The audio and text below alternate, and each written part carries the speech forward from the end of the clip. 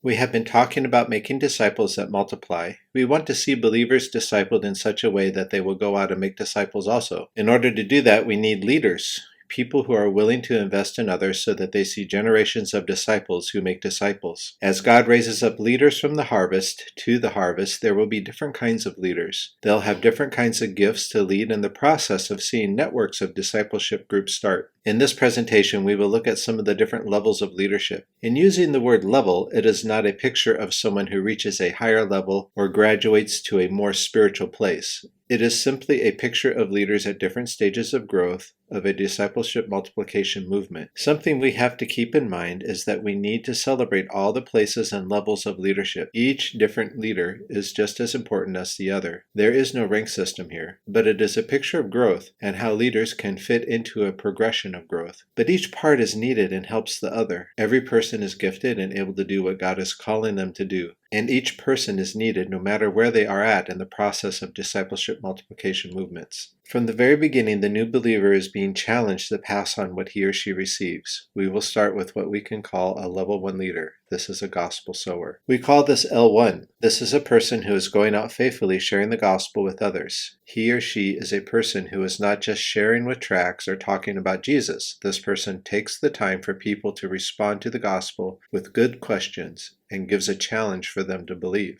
Next, we have a person who is starting to make disciples. We call this L2. These are people who can effectively gather together believers, new believers, and seekers into groups and help them grow into a spiritual community that develops into a church. The next leader is a person who is involved in developing a turning point that is very important. This person is involved in seeing the church or spiritual community start to multiply. We will call this leader L3. This person is a church or group multiplier. This person is one who has planted a group or a church and is now raising up others to do the same thing. They are involved in raising up leaders to start new groups. So there is something very important that happens with an L3 leader now that multiplication is taking place. As before with L1 and L2 situations, it is adding disciples. Now there is a big change in focus in how activities will go forward in growth and function. We see this challenge in focus in the Bible and how Jesus invested in his disciples, and we see it in the book of Acts in the way the Apostle Paul raised up others to lead and start new churches. We can see Epaphras in the Lycos Valley in how this worked in the book of Ephesians. In the city of Ephesus. We see this in Colossians 1, verses 7 and 8. The next leader is a person we call a movement trainer. We call this person an L4 leader. With the L3, he or she is basically working within their network of groups or churches and training them to start new churches or groups. With the L4 leader, they are going to be helping other leaders of other streams of discipleship multiplication movement groups or churches. They will often even travel to other countries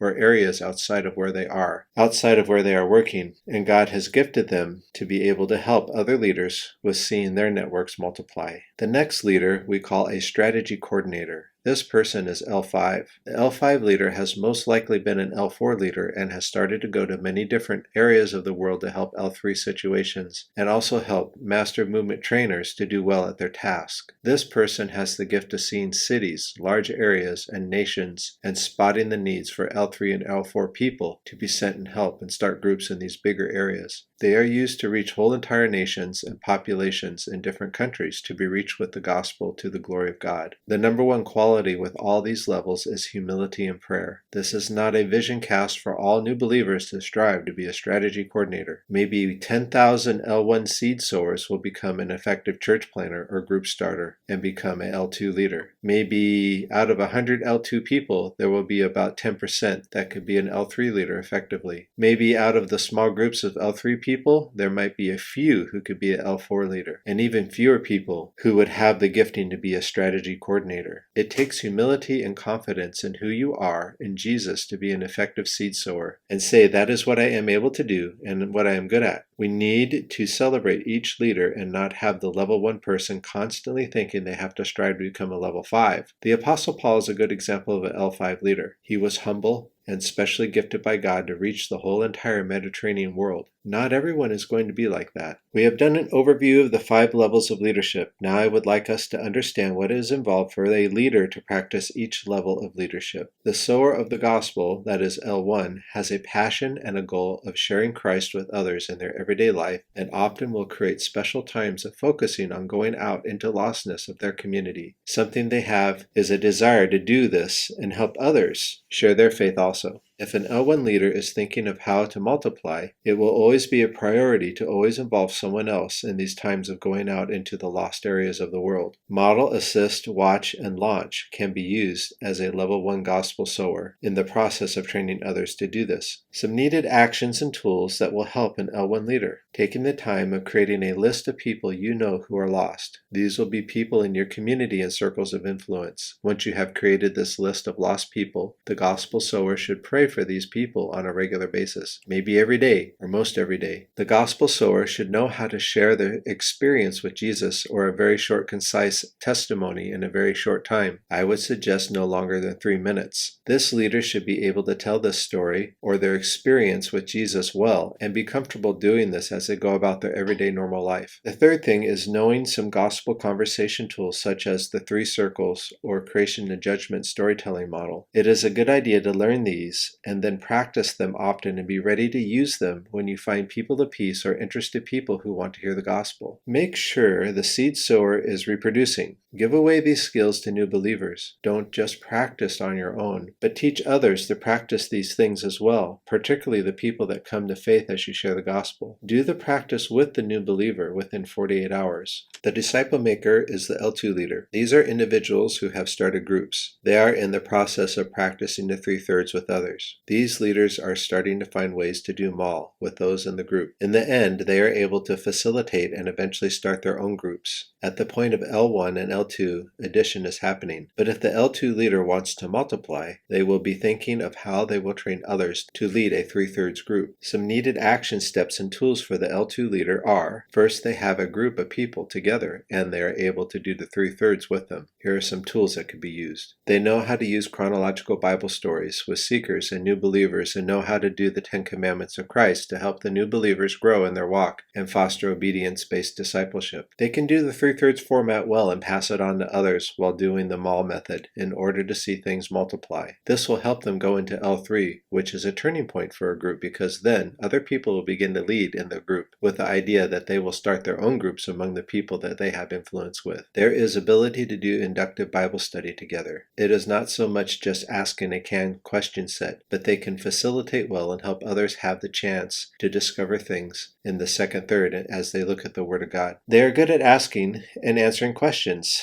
They can do a good sword Bible study or use simply the story as part of the Bible study. They are aware and they are trying to practice the 9 functions of church together with the new believers. They are looking to give the group identity as a church in doing these 9 things. They are not just facilitating, but they are looking for other people who could be leaders in the group, other people who could be elders, a pastor, or a treasurer, a person who takes care of the money that is given. The L2 leader could be all of these things without training others. This would possibly add more people to the group, but it will not multiply. Hopefully the focus of obedience and how the 3/3 works will facilitate the need to raise up more leaders. This will help start more groups as people obey and go out and share the gospel. They will be taking up the responsibility of making disciples with the people they lead to Christ. The temptation would be just bring them to this point and watch the group grow into a large church of addition. This is the difference between staying the L2 and becoming an L3 leader. But remember, not all people will become L3, and that is okay.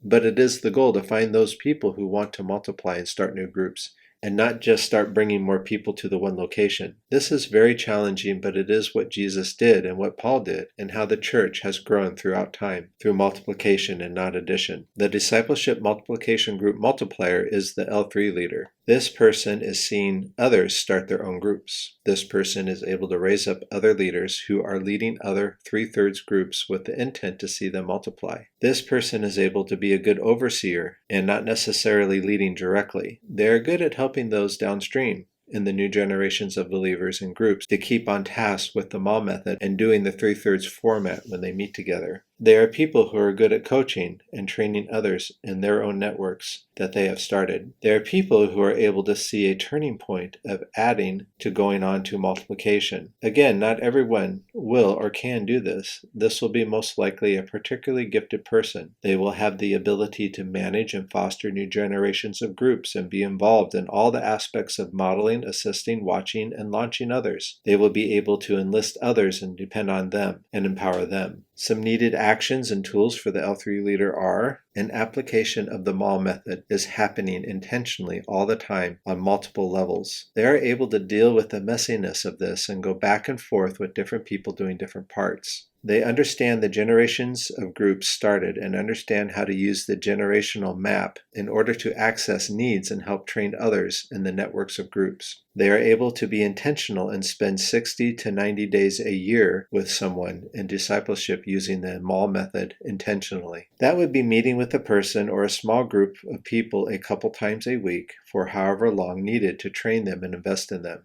Could be an hour or longer. They themselves are the house of peace or have found other people who have opened their home as a house of peace to meet in. They are humble and focused on building up others and training them to lead. They want to see groups multiply more than see their own group grow in numbers. They are willing to not be the center of attention, but desire others to lead and be seen and built up. The Master of Movements trainer is the L4 leader. This individual has most likely had the experience of seeing a network of groups or churches multiply at least to the third and fourth generation. They have the insight and ability to enter into a new network of groups they are not related to and be able to help and coach those leaders and help the other L3 leaders go forward in seeing new groups start. They have the ability to coach and invest in others well and are good students of culture and seeing barriers and advantages of situations outside of their own network. Some tools and actions for the L4 leader are: they will most likely be good or had been good at L3 leadership at one time. They have good experience. They have a vision for the nations. They have a large vision for other people groups outside of their influence or even other language groups. They have a gift of being wise and helping others think through problems that leads to multiplication. They are a catalyst and an encouragement for others to keep at the process of multiplication and training others to start new groups and churches. They do not do the work directly, but are looking to coach and empower others to do the work. They are people of great humility and do not seek fame or to advance their personal ministry. They are good at investing in others and not being seen or noticed. They are blessed to see others succeed, even when no one remembers their help or their involvement. The strategy coordinator is the L5 leader. This leader is much like the L4 leader, but they have even a larger vision for the whole world. They are able to coach the L4 leader and do advanced trainings for leaders of networks in figuring out how to reach nations and whole areas of the world with discipleship multiplication. They are experts at casting vision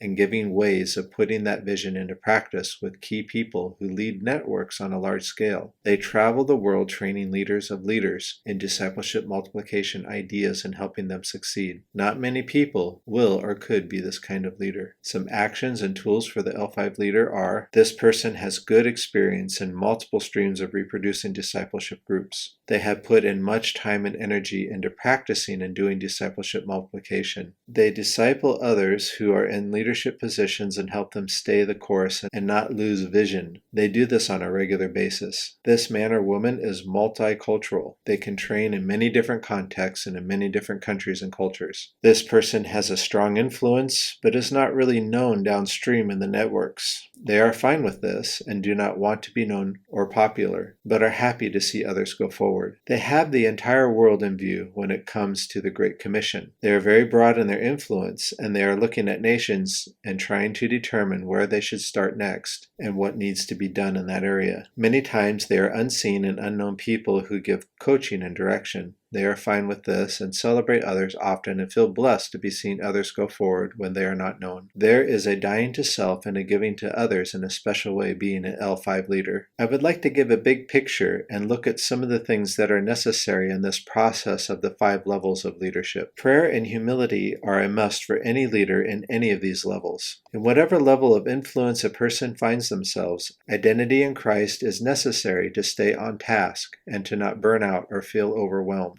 Success of the work is not the focus. Knowing Jesus in a process he has called us to is. Adjusting in relationship to Jesus is always the priority. No matter what kind of leader you are to be celebrated and empowered. This is not a rank system. It is just a way of showing how God raises up different leaders with different gifts and abilities to influence others in different ways. Each leader is needed and is not to be looked down upon. Again, this is not a vision cast for a new believer to become an L5 leader one day. It is not a ladder to climb or to become more in charge and have more success. It is simply a description of who and how God uses different people to do different parts of multiplication. It depends on God's calling and on the person's response. Do not compare yourself to others. This is a real temptation, but you can't do that. The reality is that you might be doing L1 to L4 or even L5 at the same time. It will get messy and confusing. Thus, you need others and teams to help each other. Delegating and trust are very important. It is okay to fail and make mistakes. Just learn from them and see what God is telling you in them. Work at raising up abundant amounts of sowers. As people begin to do L1, God will work on some to become L2, L3, and even L4 leaders. As a missionary or trainer, be looking for these people. Even if you are not good at L1 or L2, you have the opportunity to help them become these kinds of leaders in their culture and language that they are at home in. Remember, there are even less people who will be called and equipped to be an L4 and L5 leader. But as a missionary, you might have the privilege of helping that person be in that leadership place God has for them in doing your part as an outside catalyst coming into a culture where you can have influence.